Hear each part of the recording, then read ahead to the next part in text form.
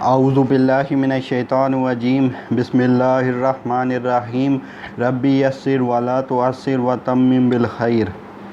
آج میں جس موضوع پہ بات کروں گا وہ ہے دور حاضر کے نمایاں خد و خال اور قرب قیامت کی بدتر علامتیں۔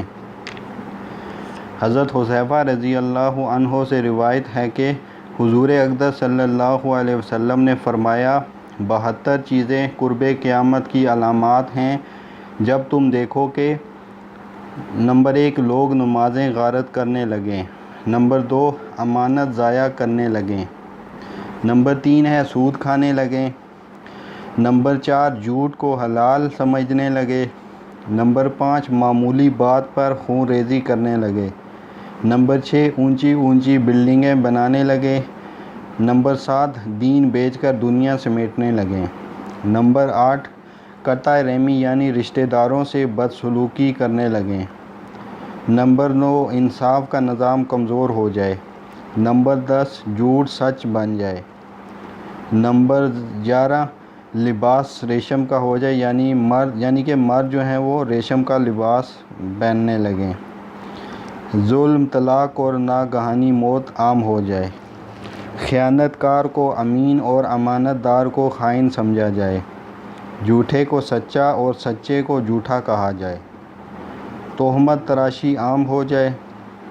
بارش کے باوجود گرمی ہو، اولاد غم و غصے کا موجب ہو، کمینوں کے ٹھاٹھ ہوں اور شریفوں کا ناک میں دم ہو جائے، امیر و وزیر جھوٹ کے عادی بن جائیں، امین خیانت کرنے لگیں، چودھری ظلم پیشہ ہوں، عالم اور قاری بدکار ہوں، جب لوگ بھیڑ کی کھالیں پوستین پہننے لگیں، ان کے دل مردار سے زیادہ بدبودار اور حلوے سے زیادہ تلخ ہوں، اس وقت اللہ تعالیٰ انہیں ایسے فتنے میں ڈال دے گا جس میں یہودی ظالموں کی طرح بھٹکتے پھریں گے، اور جب سونا عام ہو جائے گا،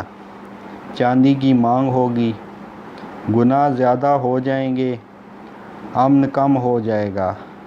مصاحف قرآن کو آراستہ کیا جائے گا، مساجد میں نقش و نگار کیے جائیں گے، اونچے اونچے مینار بنائے جائیں گے، دل ویران ہوں گے، شرابیں پی جائیں گی، شرعی سزاؤں کو معطل کر دیا جائے گا، لونڈی اپنی آقا کو جنے گی، جو لوگ کسی زمانے میں ننگے پاؤں اور ننگے بدن رہا کرتے تھے وہ بادشاہ بن جائیں گے، زندگی کی دوڑ میں اور تجارت میں عورت مرد کے ساتھ شریک ہو جائے گی، مرد عورتوں کی اور عورتیں مردوں کی نکالی کرنے لگیں گی یعنی کہ ان جیسا لباس اور شکل و شبات بنانے لگیں گی، غیر اللہ کی قسمیں کھائی جائیں گی، مسلمان بھی بغیر کہے جھوٹی گواہی دینے کو تیار ہوگا، جیسے ہماری آج کل کی عدالتوں کے باہر ایسے لوگ بیٹھے ہوتے ہیں جو آپ سے خود کہہ رہے ہوتے ہیں کہ ہمیں پیسے دے دو اور ہر قسم کی گواہی ہم سے دلوا دو،